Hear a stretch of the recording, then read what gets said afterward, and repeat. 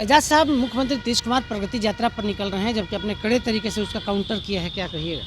देखिए, सबसे बड़ी बात यह है कि नीतीश जी 15 दिसंबर से महिला संवाद यात्रा पर निकलने वाले थे, लेकिन जैसे ही तेजस्वी जी ने 2025 के चुनाव के बाद सरकार बनते ही जो माई बहन सम्मान योजना की घोषणा की, उसके बाद इनको बेचैनी हो गई और इनको लगा कि जनता के बीच अब कहने के लिए कुछ नहीं है।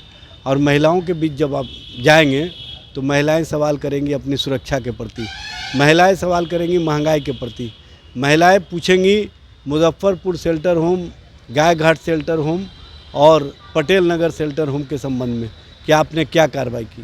तो हमारे पास कोई जवाब नहीं होगा। महंगाई के सवाल पर महिलाएं घेरेंगी तो हमारे पास कोई जवाब नहीं होगा। इसीलिए ये अब महिला संवाद यात्रा की जगह प्रगति यात्रा 23 दिसंबर से शुरू करने की घोषणा की है।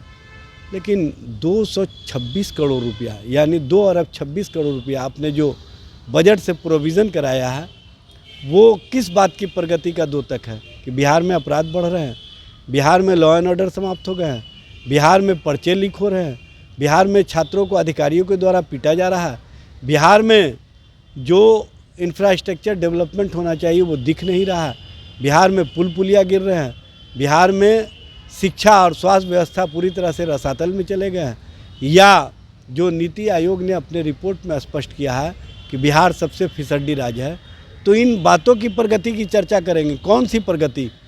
या जो आपके मंत्री और आपके पदाधिकारी के द्वारा कहीं ना कहीं सत्ता का दुरुपयोग करके अपनी प्रगति की गई है।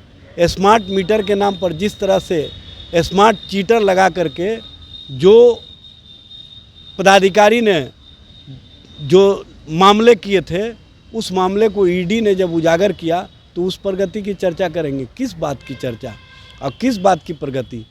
सरकार का एक बाल समाप्त हो गया है, सरकार के स्तर से कोई कार्रवाई नहीं दिख रही है।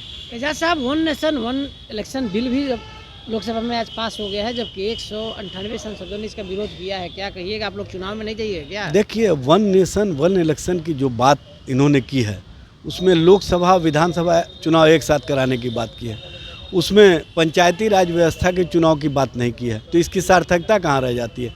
जब आप वन नेशन वन इलेक्शन की बात कर रहे हैं तो जो लोकतंत्र का मजबूत स्तंभ है पंचायती राज व्यवस्था, उसको कमज़ोर करने का जो आपकी साजिश है वो स्पष्ट रूप से दिखती है।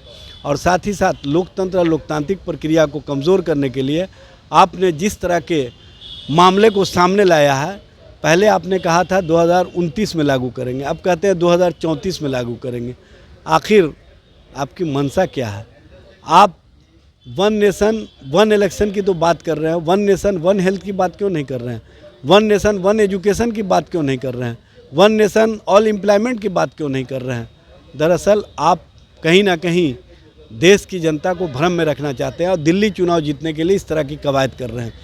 आप लोग ईवीएम करते रहते हैं, जबकि जम्मू कश्मीर के मुख्यमंत्री उमर अब्दुल्ला ने कह दिया कि ईवीएम से बाहर निकलना होगा इंडिया अलायंस को और चुनाव की तरफ आगे बढ़ना होगा, जनता के बीच अपनी संवाद को स्थापित। देखिए, हम लोग नहीं कहते हैं। आपको पता होगा 2014 के पहले जब गुजरात के मुख्यमंत्री नरेंद्र मोदी थे तो वो भी ईवीएम करते थे और वो लगातार इस पर कहीं ना कहीं आंदोलन भी किए और इस पर कवायद भी किए, न्यायालय में भी गए। लेकिन बाद में भारतीय जनता पार्टी ने उसी ईवीएम को सही ठहराने का काम किया, क्योंकि उनको सिस्टम अपने हिसाब से चलाने का तरीका आ गया।